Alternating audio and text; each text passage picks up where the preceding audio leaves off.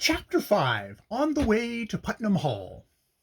"I don't think we'll want to send word to Aunt Martha to be taken back," observed Sam, who sat on the driver's seat with the hired man. "Neither do I," returned Tom. "To be sure, we have a nice enough home here, but it's dreadfully slow." "There's no telling what may be in store for us," joined in Dick. "Don't you remember how Fred Garrison fared at Holly School? That institution set out a splendid circular, and when Fred got there, they almost starved him to death." "That is true. Where is Fred now?" "I don't know." "Mr. Colby wouldn't recommend Putnam Hall if it wasn't all right," remarked Tom. "Jack, whip up the team, or we'll miss that train." "They're going pretty well now, Master Tom," replied the driver. The trunks had gone on ahead, and when they reached the depot at Oak Run, they found old Rix grumbling because no one was there to check them. "Do you reckon I'm going to be responsible for everybody's baggage?" he snarled as Dick approached him. "I'll check them as soon as I can get the tickets," answered Dick curtly. "What an old bear he is," he whispered to Tom. "He didn't treat me half decently when I was over here about the watch." "If only we had a little time, I would fix him," whispered Tom in return. He had sobered down for several days now, and was dying to play a trick on somebody.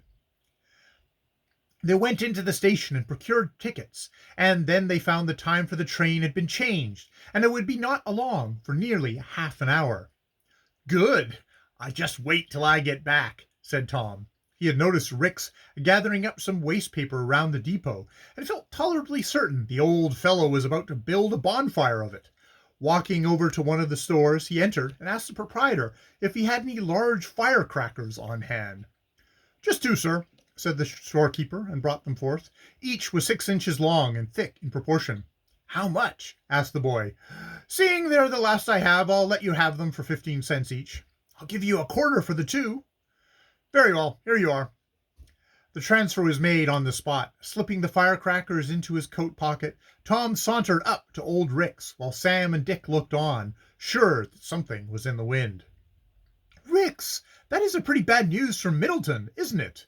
he observed. "Bad news? What do you mean?" demanded the station master, as he threw some more waste paper on the fire, which he had just lit. "About that dynamite being stolen by train wreckers. They think of some explosives was brought up here." "Didn't hear of it." "Dynamite is pretty bad stuff to have around, so I've heard." "Awful, awful. I never want to see any of it," answered Rix with a decided shake of his head. "If it goes off, it's apt to blow everything to splinters," went on Dick. "That's so. I don't want any of it." And the old man began gathering up more waste paper for his fire. Watching his chance, Tom threw one of the firecrackers into the blaze, and then rejoined his brothers.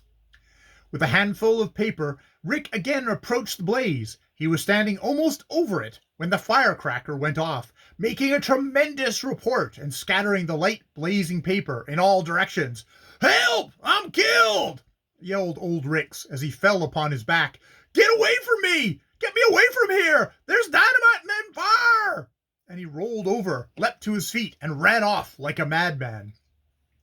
"Don't be alarmed, it was only a firecracker," called out Tom, loud enough for all standing around to hear, and then he ran for the train, which had just come in. Soon he and his brothers were on board and off, leaving poor Rix to be heartily laughed at by those who observed his sudden terror. It was many a day before the cranky station master heard the last of his dynamite. The boys were to ride from Oak Run to Ithaca, and there to take a small steamer which ran from that city to the head of the lake, stopping at Cedarville, the nearest village to Putnam Hall.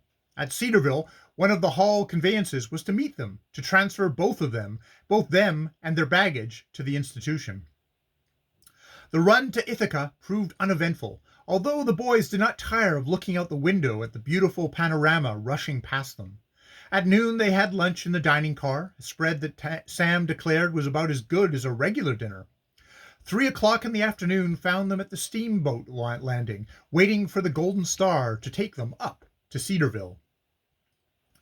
"Fred Garrison, by all that's lucky!" burst out Tom suddenly as he rushed up to a youth about his own age who sat on a trunk eating an apple.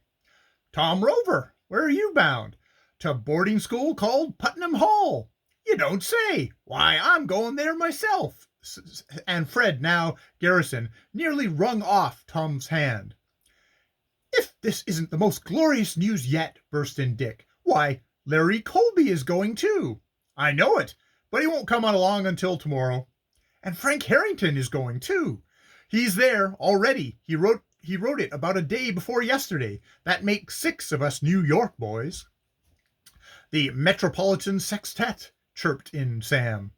Boys, we ought to form a league to stand by each other through thick or thin. I'm with you on that, answered Fred. As we are all newcomers, it is likely the old scholars will want to haze us or something like that. Just let 'em try it on, cried Tom. Yes, we must stick together by all means. And the compact, so far as it concerned the Rover boys and Fred Garrison, was made on the spot. Later on, Larry Colby and Frank Harrington joined them gladly. It was not long before the Golden Star, a staunch little side-wheeler, steamed up to the dock, and the waiting crowd rushed on board and secured favorable places on deck. The baggage followed, and soon they were off, with a whistle which awoke the echoes of Cayuga Lake for miles around. While waiting on the dock, Dick had noticed 3 girls standing near them. They were evidently from the rural district, but pretty and well dressed. The boys took seats near the bow of the boat on the upper deck, and presently the girls sat down not far away. He was awful bold, Clara. I want nothing to do with him, Dick heard the prettiest of the girls say. He had no right to speak to us. He had dropped his handkerchief, and he pretended I was stepping on it, said another of the 3. Oh, here he comes now. She went on as a youth of 17 came into view. He was large and bold-looking. It was easy to see that there was a good deal of the bully about him. He was smoking a cigarette, but on seeing the girls, he threw the paper roll away. How do you do again, he said, as he came up and tipped his hat. At this, all of the girls looked angry, and not one returned his salutation. But, undaunted by this, the newcomer caught up a camp stool and planked himself down almost directly between the prettiest of the 3 and her companions. Splendid day for the trip, he went on. Won't you have some confectionery? And he hauled from his pocket a box of cream chocolates and held them out. Thank you, but we don't wish any, said the youngest of the girls. Won't you have some? Asked the unknown of the eldest girls. I don't want any, but I told you before not to speak to me, she said in a... Won't you have some? He asked the unknown of the eldest girls. I don't want any. I told you before not to speak to me, she said in a low voice, and the tears almost came into her eyes. I ain't gonna hurt you, grumbled the young fellow. Can a fellow be pleasant like? I do not know you, sir. Oh, that's all right. My name is Daniel Baxter. Sorry, I haven't a card, or I would give you one, was the smooth rejoinder. I do not wish your card, was the answer delivered in the most positive of tones.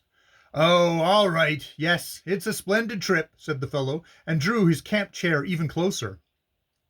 The girls wished to edge away, but there was no room in the narrow boat. The eldest girl looked around as if for help. Her eyes met those of Dick, and she blushed. Say, that fellow's a regular pill, whispered Tom to his elder brother. Somebody ought to take him by the collar and pitch him overboard. You're right, Tom, answered Dick, and then, as the bully attempted to crowd still closer to the girls, he suddenly arose, took a few steps forward, and caught Dan Baxter by the arm. You get out of here. Be quick about it, he said in low but firm tones.